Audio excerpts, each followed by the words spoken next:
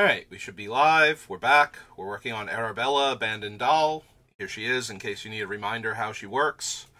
And we are at 141 cards, so we need about 80 cuts, give or take. I usually like to do 60 land and 40 spells, but Arabella is a bit lower on the mana curve for a lot of her things. So, we do have some wiggle room in that regard. Like, a lot of her most important spells are all 4 mana or less. And then she's got a couple of them that are in like the 5 mana range, and then a few more that are in the 6 mana range. And she has a few ways to sink mana into things, but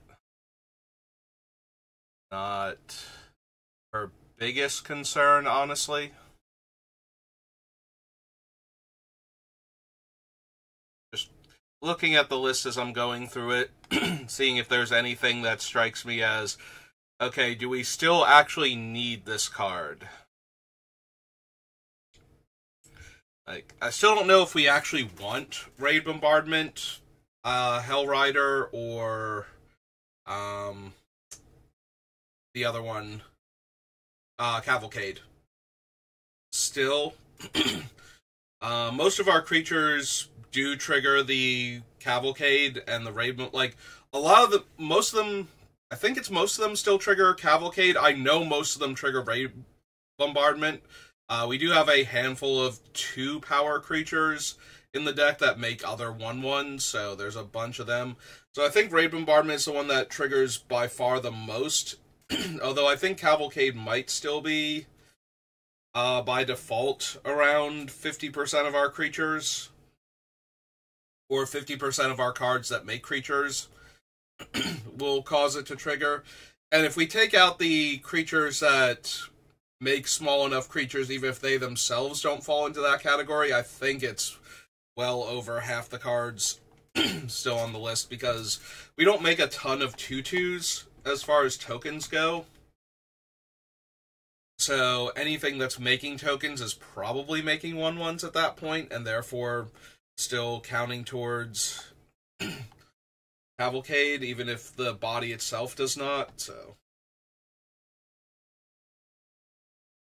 Still kind of want to keep this Elspeth, although I'm getting to the point where we might be able to lose her because it's her minus that makes the 3/1/1s, and we have to plus her at least once and have her live in order to do the destroy all other non-land, non-token permanents. And I think the 6 mana Elspeth is doing a better job for the token production, and the, like, M20 or something Ajani, M19 Ajani, with the 0 to kill all of our opponent's creatures and artifacts if we have at least 55 life, are both doing a lot better at the jobs that this Elspeth is decent at, so. Yeah, maybe we can actually lose this Elspeth then.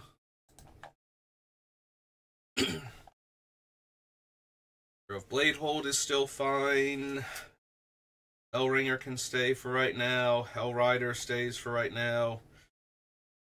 I think out of our 6 drops, like, part of me wants to say, like, Requiem Angel is, like, top 3, but I have to double check that. Because I don't think, she's probably, like, top 5. Because I'm not counting cards like Farewell.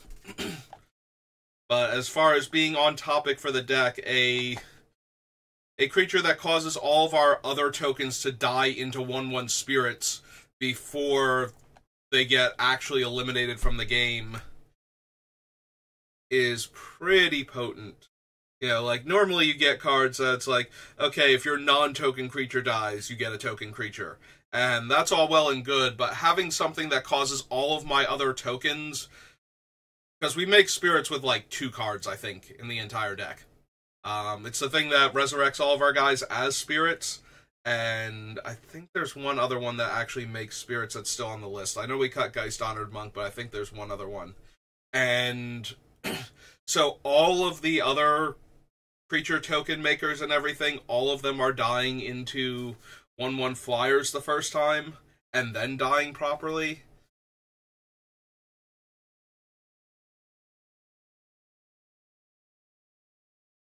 So I really, really want to keep Requiem Angel if we can. We might get to the point where we have to cut it because it's a 6-drop, and we only have room for a few of those. And I don't know that I'd be more inclined to keep Requiem Angel than, say, Aurelia, who's down here, just a little bit below it. Like, I know we cut, what's her name, the one that makes the 1/1s and then can sacrifice herself to give your smaller creatures indestructible. Like, we already cut her because she's not quite good enough. But, wow, do I really want to keep the thing that causes all of my non-spirit creature tokens to die into spirits? It just seems really potent in this deck, what we have going on to begin with.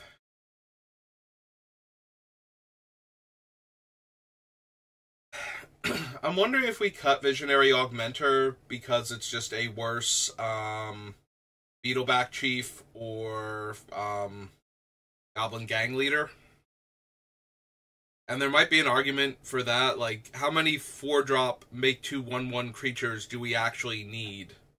Because if we're going to cut any of them, this is probably the worst one, and the only thing it has going for it is we have a lot of double white spells to begin with. Like, this deck definitely wants as many untapped dual lands as it can get, and unfortunately I think we're running all of them right now. So, it's a little bit disappointing, because I would really appreciate, like, 1 or 2 more. Like, we might even wind up running City of Brass and Mana Confluence not just for the triggers from King Darien, but also just to have untapped both color mana sources, because we don't super care about our life total. We can kind of throw that around a lot with how our commander gains us life. So this is going to be another case where I cut Mirage Mirror because I'd rather have the cards that Mirage Mirror is copying. It might be. Our biggest things that we want to copy are the damage doublers, and what else do we really need? The damage doublers are one of the biggest things we can copy. But copying a lot of our token makers doesn't work because most of them make tokens on ETB, so we're not getting the extra tokens out of them. Like, we only really have the Siege Gang Lieutenant, who, if we copy it while we have our commander, would make 2 extra 1/1s each turn. Yeah, maybe Mirage Mirror is not at its strongest in this deck. We do have a fair number of static effects that, if we copied them, would be significant. Most of them are the damage multipliers, but there are other things we could potentially do that with.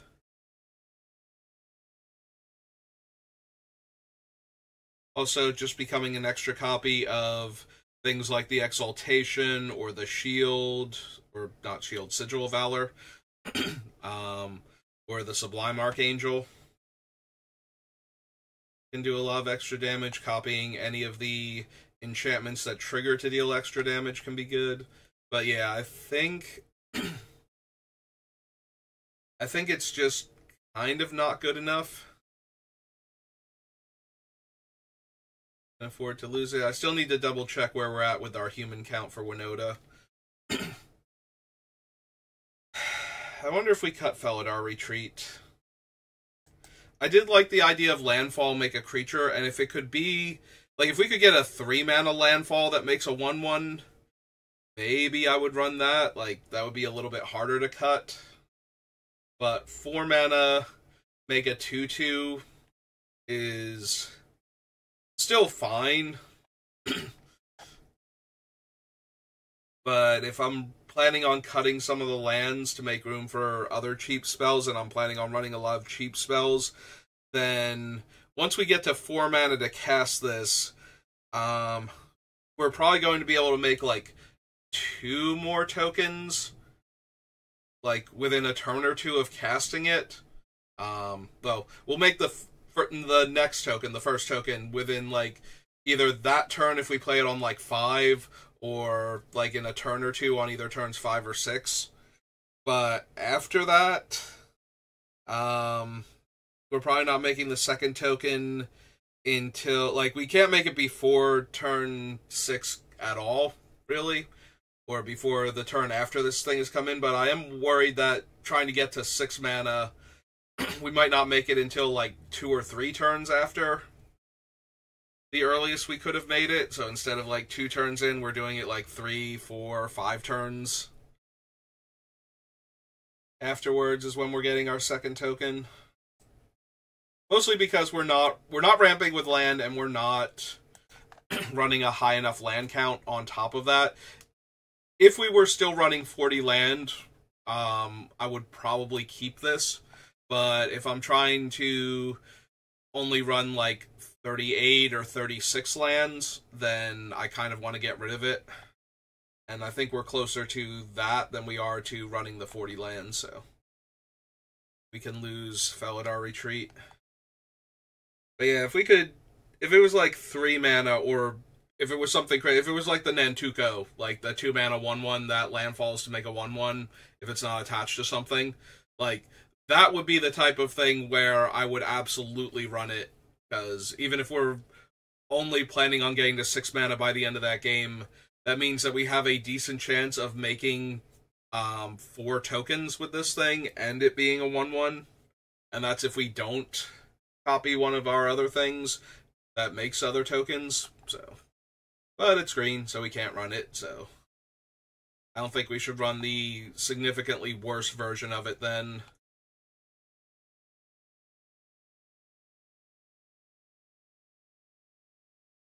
Yeah, I'm inclined to keep Jaxus. It's possible that I lose Jaxus. I had forgotten that we had Calamity, and then there was one other one that can copy our stuff, and I'm already blanking on what it was again. But Calamity copies our stuff, and there was one other one that could copy our stuff. And Jaxus requires you to discard a card, but she also effectively becomes a Rummage at that point. But she doesn't have haste, whereas Calamity can attack the turn it comes down. Kiki and Balloon Man have haste. And we just get way too much value out of Reflections to not run it, even if it doesn't have haste. And I wish I could remember now what the last one was, because we might cut Jaxus for it. We might have one too many of that effect. Well, she is welcome. Andrax fine. 5 is fine. Andorel's fine. Oh, that was the thing that makes spirits, is Andorel. Flame of the West.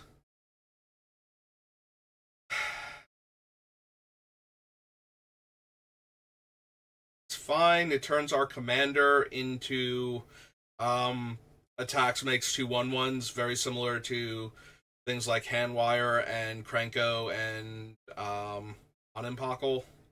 But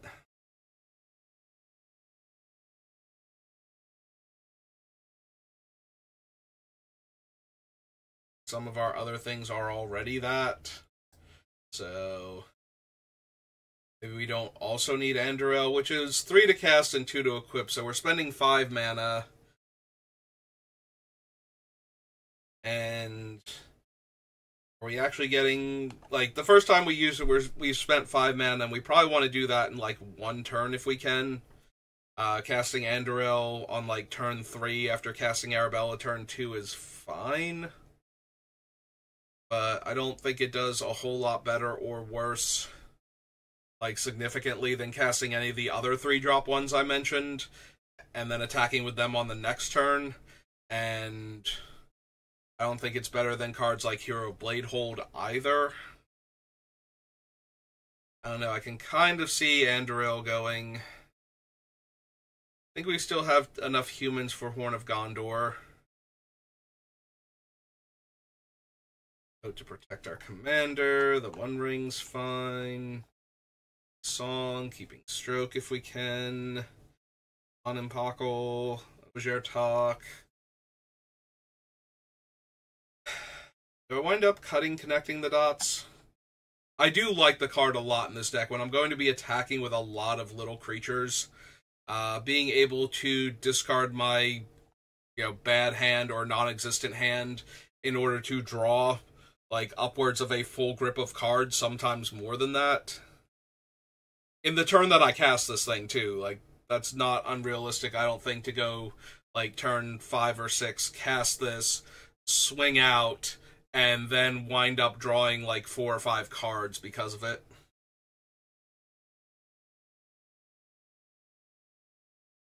And maybe even being able to cast one of them afterwards. I want to keep down A. The one thing that might get it cut is it's a one-shot. Its biggest selling point, though, is that not only does it let us draw a lot of cards, they're not actually draws, so it gets around obnoxious things and detrimental things, so we don't have to worry about Narset or Smothering Tithe. I really, really like that aspect of it. But it's possible we just have enough other card draw that's maybe not as explosive. It's drawing me a card per turn or a card per turn cycle, but it's doing it consistently. That we don't need a one-shot that, if we have an attack, lets us get like a whole bunch of new cards into hand.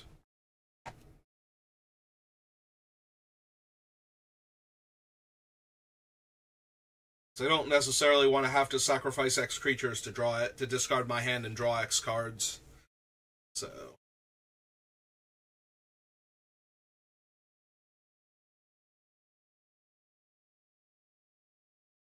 possible the FOMO goes Booter, Grand Abolisher, the Foot Boots. Go. Maybe we don't need Grand Abolisher. Like, we have Myrel, and she's very on theme while protecting us during combat. And I did cut a bunch of the cards that, if they go away mid-combat, it's excruciatingly detrimental to our deck. So maybe we can lose the Grand Abolisher at that point.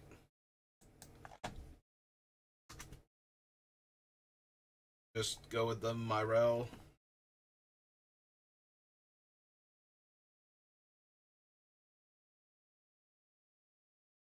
Johnny, we're keeping Vanguard for right now. It's possible we lose the Incinerator. So the downside to the Incinerator is that it's letting us kill our opponent's creatures when we attack with Arabella. And sometimes that's going to be really good. We're killing utility creatures or things that would be problematic. Or the best blocker they have for her. Something like that. But other times it's going to be, yeah, that's cool, I'm killing their creatures, but either I need to be killing them faster, because killing one creature per opponent per attack is not doing it, or it's just not impactful at all. Like, we're going to kill them with our damage regardless. It doesn't matter if they lose the creature, so either it doesn't matter that they're losing the creature because it's not going to stop them from killing us, or losing the creature wasn't going to be the difference between us, losing where we're suddenly winning now. And while there will be times where it is the difference, I have to believe that most of the time we'll be fine. If Arabella is comfortably attacking and dealing enough damage, then killing one of their creatures is only really strong when they only have, the one creature. If we're killing their absolute best creature and their second best creature isn't even close on this board state, then that's a huge game. If we're killing, one of their many token creatures, or we killed, one of their guys and they just shrug because they have, 5 others of comparable caliber that they're still going to be able to attack and block with, then Incinerator isn't doing anything. Also, we either have to spend 6 mana on it or get it into play after we've already attacked with Arabella that turn. Because we don't do a lot of damage to our opponents with other things. We have some stuff, like if I ever get the Hellrider or the Cavalcade of Calamity with this thing going, then we have a whole lot of individual points of damage to throw around, which can do a lot.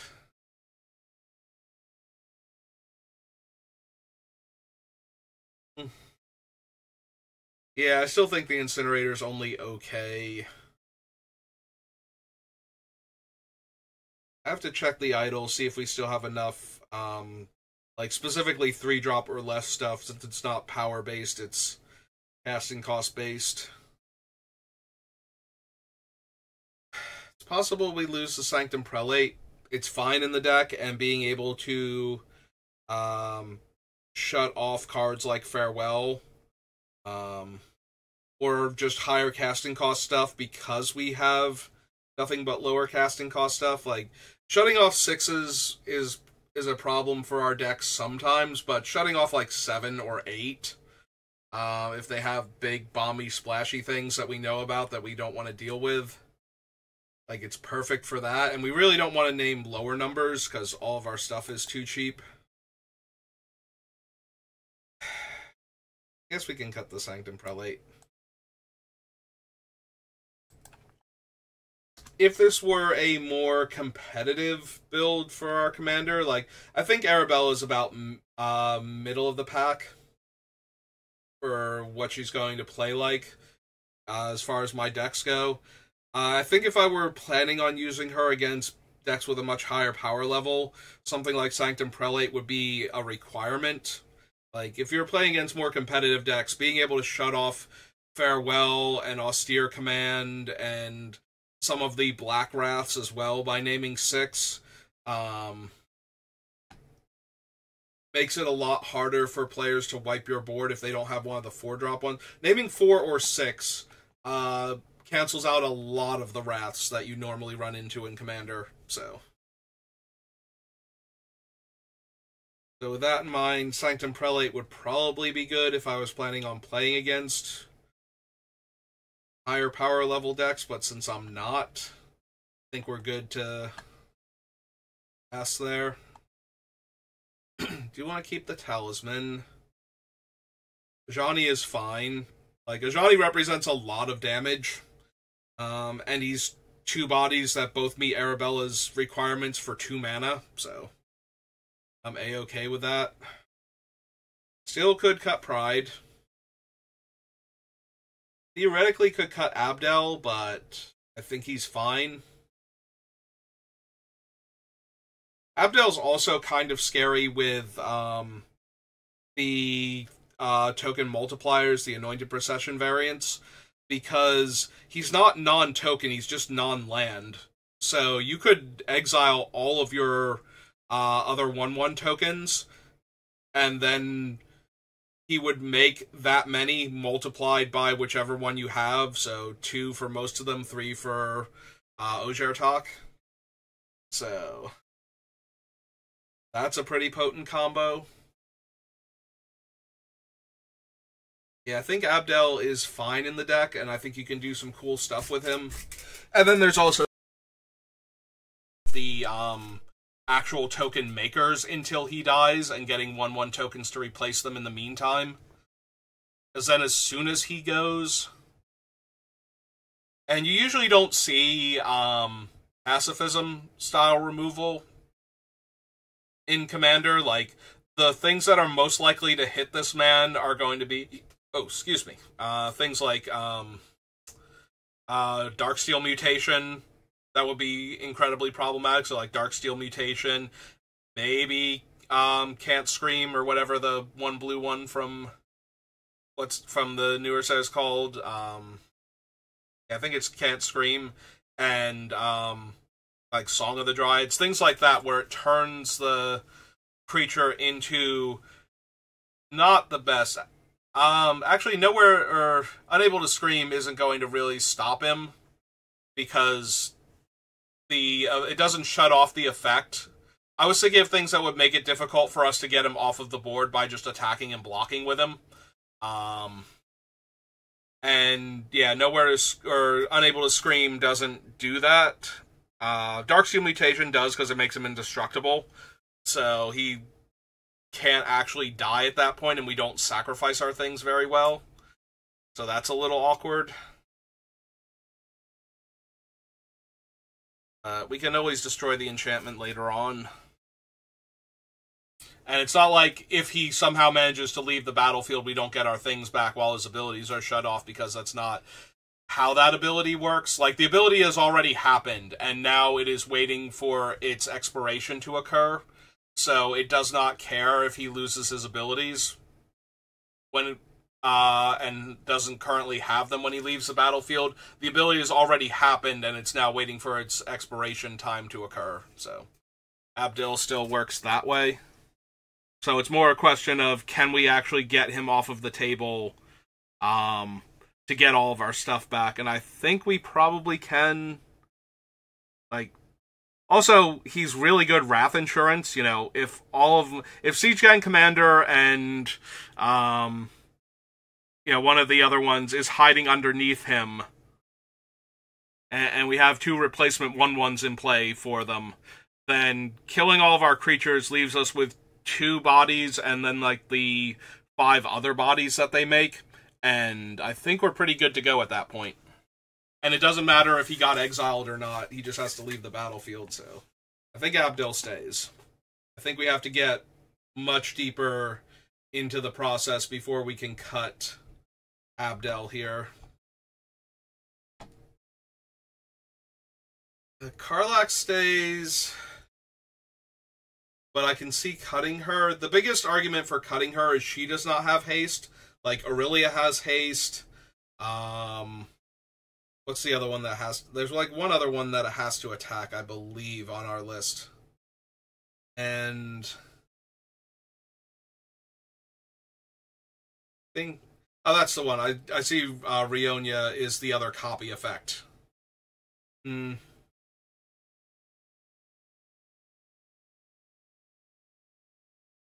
I can make that cut then. But anyway, getting back to Karlach and the extra combat steps, we cut a bunch of the other ones that don't have haste and aren't likely to survive. She got to stay because she's very likely to survive attacking as a 5/4 first strike, in order to get us an extra combat step. And even if she doesn't, the extra combat step is probably still worth it. But this way we have the potential to get additional combat steps afterwards, whereas, like, the 4/1 exert creature is almost definitely dying. I would really like to keep Jazal. I think he's really good in the deck as a way to finish a game where we've gone wide and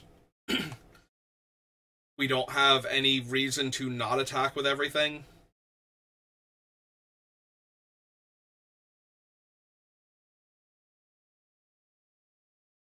Yeah, there's a huge disconnect between the cards that give out Exalted and the cards that buff our entire team. Like, they're both really good in different scenarios. And that's been a problem this entire time, is that sometimes I really want to just turn our Arabella into an Exalted commander where none of her other creatures attack and she just jams and does infinite damage, and opponents don't have, like, good blocks or any blocks. If we can actually force her through and get her all of these attack bonuses, then that's kind of a huge game. But that's true if we can go wide and pump our team based on our attackers too. So Jazal kind of functions like the Exalted bonus without having to do the Exalted thing for Arabella. Because if we attack with all of them, we're getting power and toughness equal to the number of creatures we control, which is kind of the whole point of the Exalted cards. So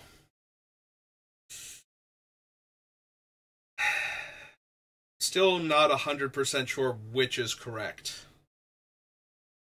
Also, I'm wondering, if we're running Storm of Souls, do we need the artifact that gets back our low casting cost creatures and vice versa? Like, should one of them go? We keep the other one after we've already cut Sun Titan? Because we don't really recur any of our things after this. Like, these are our only two ways to get back our pile of dead creatures. Oh, wait, we have Revelark too, so we have 3. I like the Revelark because it doesn't care why it leaves, and we can get back, you know, our little guys that make lots of little guys.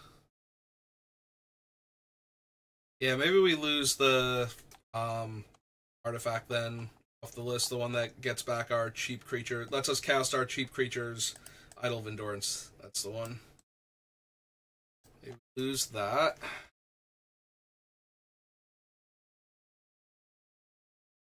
That is 7 cuts, and we're only halfway through the video. I feel like we started off actually kind of strong today. Like, I didn't have to even get to the sub list to look at them to actually cut a bunch of stuff.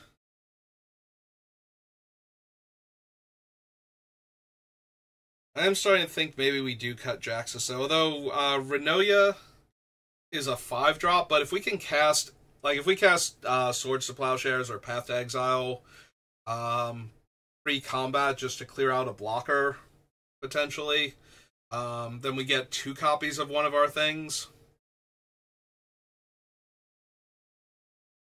That's pretty decent. And if we don't have anything like that, we just get we get 1 copy every turn, and she only costs. So we spend the 5 mana on her. She doesn't have haste, but she doesn't need it because she doesn't tap to copy. It's just that's how many copies we get to make. Yeah, okay, I can see keeping her.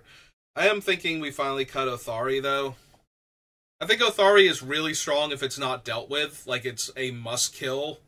But once it's dealt with, it's basically dealt with normally. Like, if they wrap the board to get rid of it, we are not getting this thing back anytime soon. It's not a valid target for the Revelark, for example. So it's a lot harder to get Othari back. If they kill it with spot removal, we can obviously get it back. Like, that's pretty easy because we're making rebels with Othari. But once the rebels are gone, we only have Wallbreaker left. I think we can cut another 5-drop. If I'm planning to go light on lands, cutting an extra 5-drop, when there's a bunch of them around Othari that I kind of like to keep, like Rionia and maybe the Hexplate. The Hexplate is decent because if we can make our commander unblockable and she's wearing it, we just get the extra attack step and she gets to attack twice unblockable and essentially double trigger her attack effect.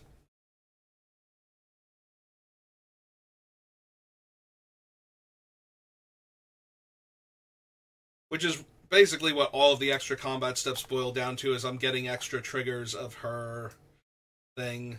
I do wonder if we don't need quite so many of them, though. One of those, would we be better off doubling her damage or copying the trigger than we are getting an extra combat step? Because the extra combat step kind of doesn't work if we don't have a way to force her through safely. Like, extra combat means nothing if she dies in the first combat step. So that's a little bit disappointing, and maybe an argument for cutting some of the other extra combat step cards.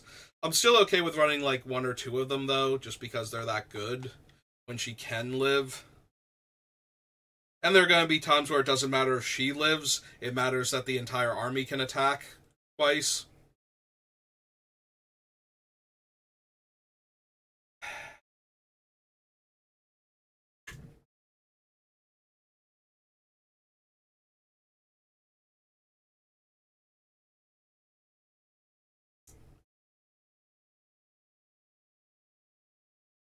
There's a part of me that's considering cutting Jacked Rabbit, but then there's the other part of me that's like, it's 2 mana for a 1/2 that attacks to make a 1/1. If we do anything to buff it, which we can, we prefer not to. We prefer not to do permanent buffs, but we do have temporary buffs. So if we can buff its power, we would get more tokens out of it. Whereas buffing the power on some of the other 2 and 3 drop creatures doesn't actually help. It does cost 7 mana if we want to cantrip this thing, but every mana that we invest into it past the first 2 increases the amount of tokens we make with it.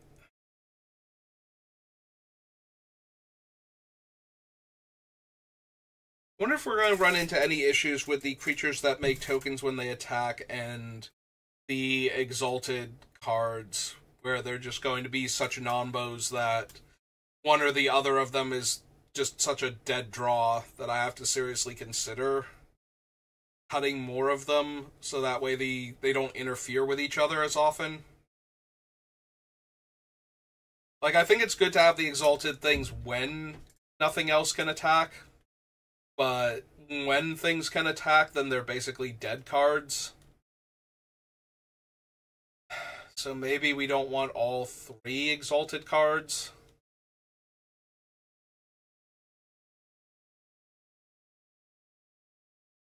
At that point, I'm wondering if we cut the Return to, or not Return to Ravnica Allegiance one, the enchantment, because we can tutor for the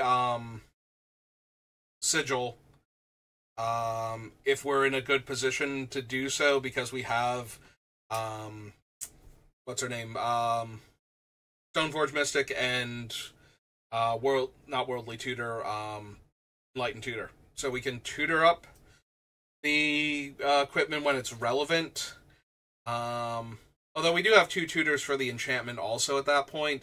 But I was thinking the Sublime Archangel can at least attack and still deal 4 damage in the air if we have good attacks with the entire team.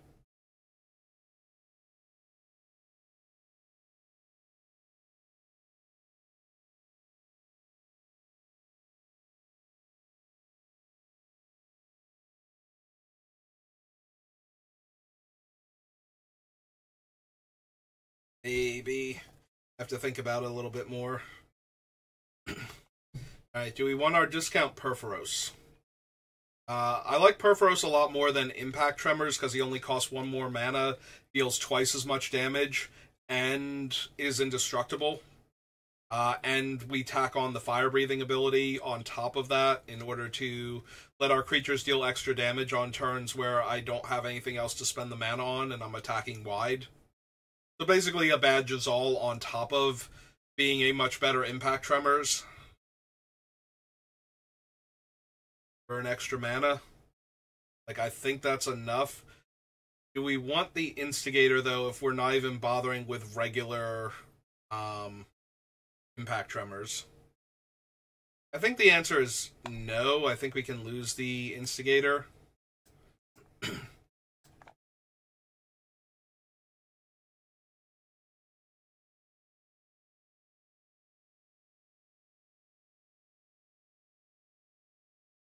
Do we lose Overpowering Attack because it's a one-shot? I think that's fair.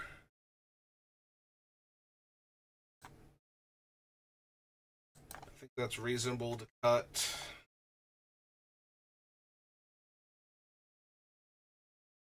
Alright, if we go get rid of Jaxus...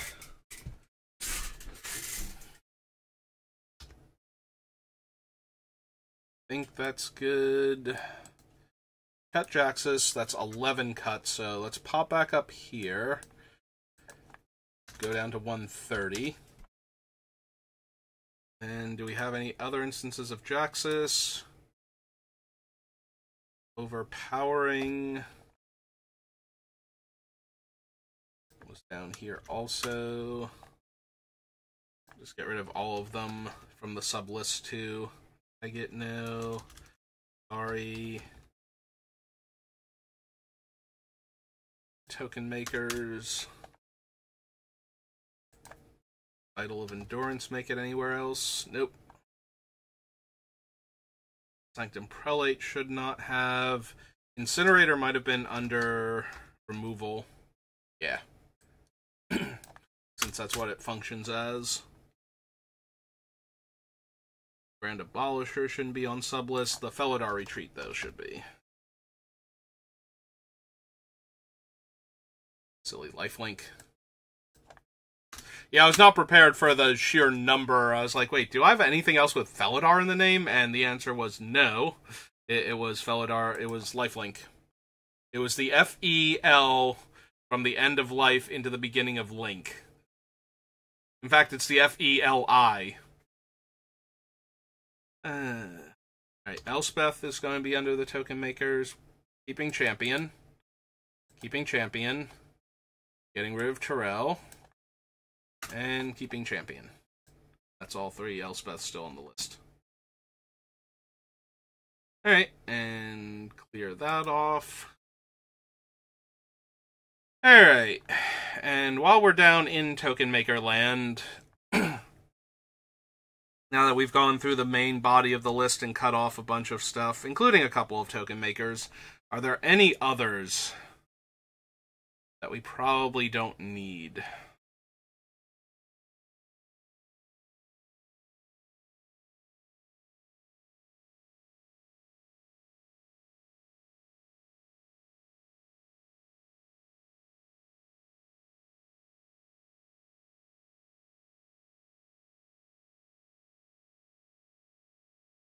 Honestly, the more I think about it, the more I think maybe it's Visionary Augmenter, but maybe it's still better to keep the Augmenter and lose some of the ones that have to attack to make the tokens.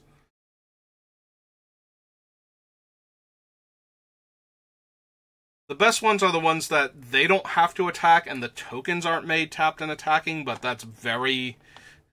Like, I don't think anybody has both of those at the same time. So... Like, that would be the actual strongest, is being able to attack comfortably with, like, something and making the tokens, and the tokens are back to block, or just not getting involved in combat.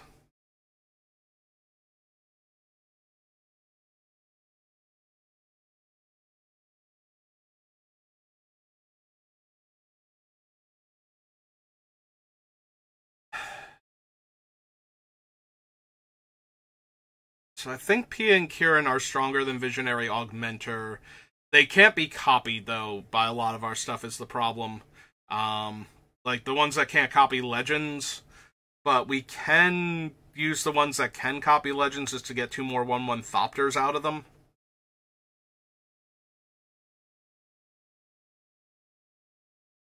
I forget, is Calamity limited to non-legendary creatures? It's Cavalcade of Calamity.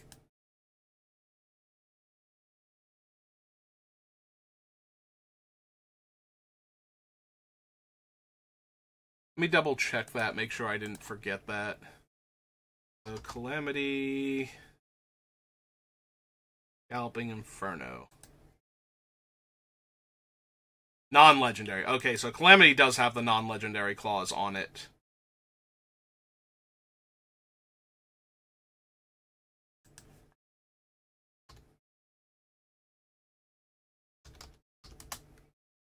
That's really important for determining whether or not I want to get... whether or not I want to keep a legendary creature if I can't actually make the tokens. And what's the name of the one from Commander? Let me make sure if she can copy legendary creatures. I know Jolly Balloon Man can, because I've done that with Toby in Limited a few times to make extra copies of the 4/4. Ryonya. Okay.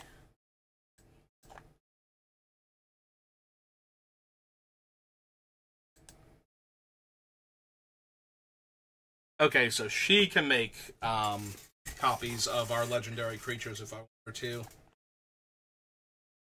So that means 2 of them can, and the rest of them can't. That is a bit of a blow for the legendary token makers. Especially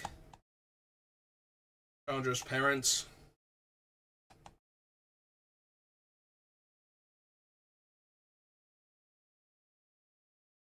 That dramatically decreases their utility in comparison to just, like, Visionary Augmenter making the 2 1/1s every turn that I copy him is doing way better than they are. So maybe we just have to lose them.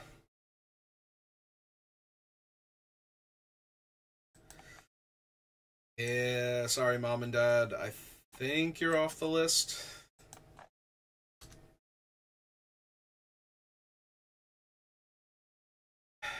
Probably lose the Vanguard, too. I think it's low enough impact.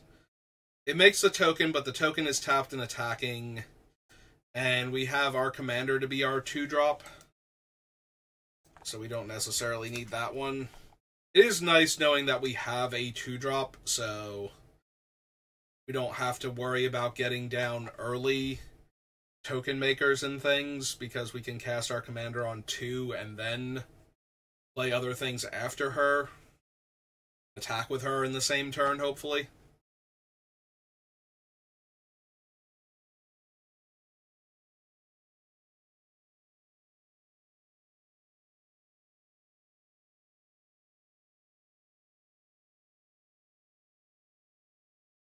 We already cut the other Krenko. For some reason, I don't remember seeing him on the list. Like, we have the Mob Boss. Do we have Tin Street Kingpin? Mob Boss and Mob Boss. Okay, so we did cut Tin Street already. That makes sense. I think it's another one of the falls into the category of worst. Oh man, copying Anax with one of the ones that can copy the legendary creatures actually gives us 4 1/1 satyrs, because we'll have 2 of them in play, so their power will be 4, and then we'll choose one to keep. And actually, do I get 4 or do I get 3? Huh. If I make a copy of Anax and I choose to keep one of them, the other one will go to the graveyard and they'll both trigger. The one that went to the graveyard should use last known information to know if it had 4 power, and it did have 4 power when it died. But during the resolution, I guess it depends on how he's worded. If he would have 4 power when he triggered is the thing. So I'm really curious now. I wonder if that's on the FAQ for him. Oh no, that's is it Anax? Is it Anax? There we go, Anax. Hardened by the Forge. Ability that defines its power works in all zones. If Anax dies at the same time as another non-token creature, its ability triggers for each of them. To determine whether you create 2 tokens, check the power of the creature. Oh, wait. Is it when my 4 power creatures die? If the creature had power 4 or greater, not if Anax had power 4 or greater. Oh. I had that backwards. The creature has to have 4 more power in order to get 2 tokens. So Anax is basically just, when my creature dies, make a 1/1. Like, that's all that can't block. He is not, he can never make 2 1/1s.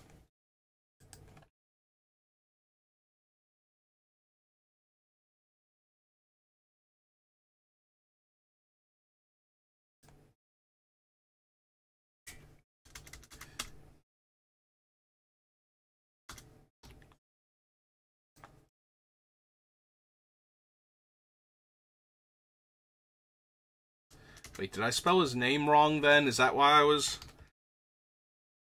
Yeah, I spelled his name wrong. Okay. So...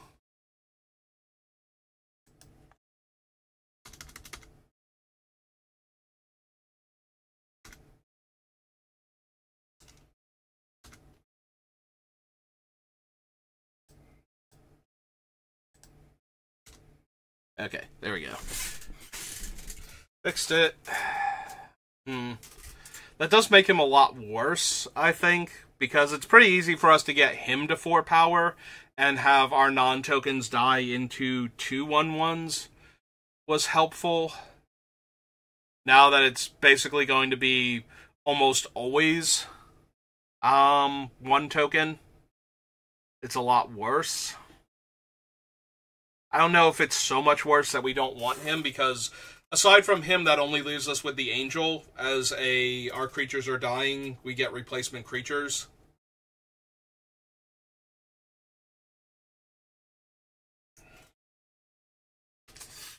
think he still stays on the list, but I think he's diminished a lot now, and he has a better chance of getting cut towards the end.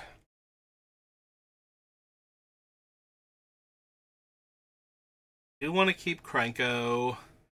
Basri is fine right now. Johnny's decent.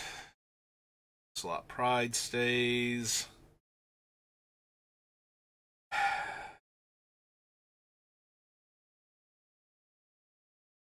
I'm running a little low on stuff I can cut from the token makers.